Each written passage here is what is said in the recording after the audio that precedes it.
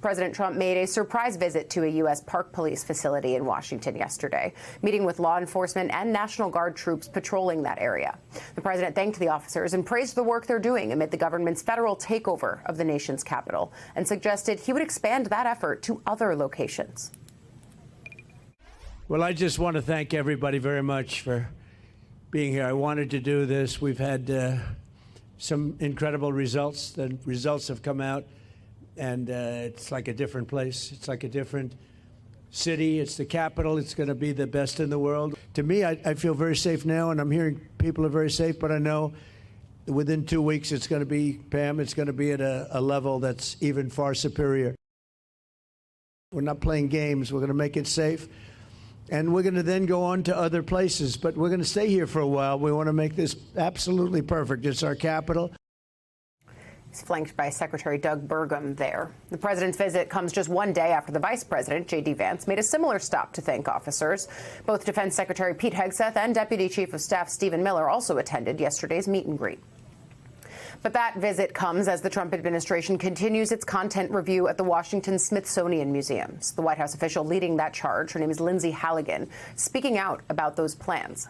In an interview yesterday, Halligan shared she thinks the museums overemphasize slavery when they should be focusing on how far we've come. Classrooms shouldn't be stages upon which teachers can preach their various indoctrination masquerading as eternal truths. And similarly, museums that are over 70% funded by the federal government shouldn't be laboratories for political experiments. And so what we're doing is we just sent a letter to the Smithsonian asking for all information regarding their exhibits and their placards to try to get to the bottom of what happened and where the Smithsonian went wrong, and try to make the Smithsonian amazing and great and live up to what the president wants the Smithsonian and D.C. to be. It's not about whitewashing. It's all about full context. So while slavery is obviously a horrible aspect of our nation's history, you can't really talk about slavery honestly unless you also talk about hope and progress. And I think we need to be focusing on the progress that we've made since then, and we need to stop focusing so much on the lack of progress. In a letter sent earlier this month, Halligan requested details on exhibits and placards at a number of Smithsonian museums and said the goal of the review is to make D.C. a, quote, place all Americans want to visit. I want to bring in now MSNBC White House correspondent Laura Barón Lopez. Laura, you say that the president's law enforcement push, that's where I want to start, has a serious lack of transparency. What do you mean by that? What should the White House be showing here? So every single day, I've been trying to get answers from the White House when it comes to a breakdown of all of these arrests that they say that they're making. They're claiming that they're making big arrests. They're claiming that the majority of the arrests are in crime-ridden areas, or nearly the half are in crime-ridden areas. But when you ask them, how many arrests are immigration-related? What exactly are the charges? Who are the arresting agencies? Who are the agents that are conducting these arrests? Because it is beyond ICE. They will not give you a full breakdown. They haven't responded to those questions that I've sent nearly daily. They also will not tell us what is the chain of command for the National Guard, because we have seen now multiple states, about 6 states, 6 Republican governors send additional National Guard to D.C. So that totals nearly 2,000 or so National Guard, in addition to D.C.'s 800 that are already in the city. And what is the chain of command? Because there are multiple military sources that I've talked to who have said that that is incredibly important. Typically, governors are in charge of their own National Guard. And what is their assignment? They say that a White House official told me that at this time, National Guard are not making the arrests. The at this time was key, I think, because there have been signals from the White House, which you just referred to, Ali, that this could go far beyond where the point that it's at right now, and it could also extend potentially to other cities.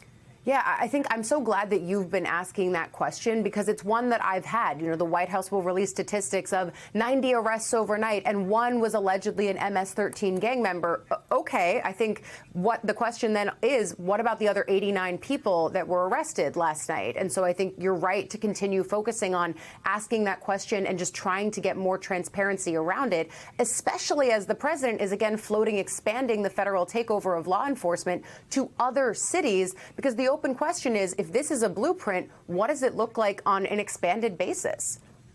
Exactly. What does it look like? Now, it would be a lot harder to do what they're doing in D.C. in other cities, because D.C. is a unique case. We know that, given the laws surrounding D.C. of home rule and the ability that it gives the president to send troops here. If he attempts to do this in other states that have Democratic governors, that have Democratic mayors within the cities that he's going to, we know that they've talked about Chicago, Philadelphia, Boston, Baltimore. He would likely be met with a lot more resistance, not just from the mayors, but from governors of those states. And there would likely be far more aggressive and immediate legal challenges. That being said, that doesn't mean that he necessarily that the president doesn't have options. And so right now, we're really trying to figure out, and I've been asking National Guard sources as well as military sources, what can the president potentially do if he wants to expand this into other cities?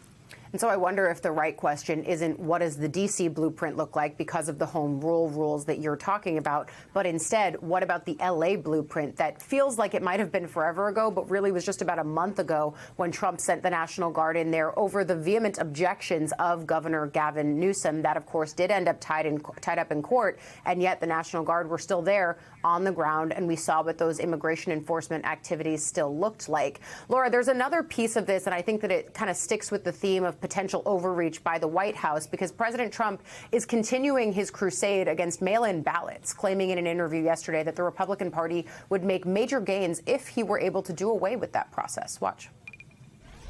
Biggest thing we can do. It's bigger even than the reapportionment. It's bigger than anything we can do as a party. Our elections are extremely corrupt. The mail-in ballots, the system is so corrupt. The Democrats, the only way they're going to win is mail-in ballots. That's the only way. I say we'd pick up 100 seats if you had real elections, meaning you go to the voters. I think I would have won California. I think I'd win California right now over that terrible governor. And a reminder, we're going to give a lot. I imagine the U.S. Constitution does not give the president power over federal elections. States run those. The president, though, Laura, calling out mail-in voting. Talk a little bit about if Republicans would support these kinds of efforts, because this actually cuts at their own bottom line. 2024 analysis shows that Republicans did better on mail-in voting. It's a practice that they've always actually had a pretty sustained operation in. You and I have covered campaigns for a long time. It seems like they're cutting their nose to spite their face here if they go along with the president. Yeah, it really does seem like that, especially because even just this last election cycle, when I was in Arizona and in Georgia, there are so many Republicans there that will tell you, that mail-in voting is important, that voting overall is safe and secure, that Americans have some of the most safe and secure elections that there are to be had in the world. And in a state like Arizona that traditionally has been very Republican, yes, right now there are 2 Democratic senators and a Democratic governor, but Republicans have done extremely well in a state like Arizona with mail-in voting. And it's something that Republicans there say that they think it hurts them when the president says that he thinks mail-in voting is not secure, because there are also logistic issues when it comes to pushing your voting base to vote only in person, especially if you're trying to push them to vote only in person on actual election day. People run into issues. There's for a variety of reasons why they could potentially not make it to the voting booth. Yeah, it also completely changes a campaign strategy if they are only targeting turnout on Election Day. But that's a question that's even further down the line here. MSNBC's Laura Barón Lopez, we so love having you. Thank you for coming on. Thank you.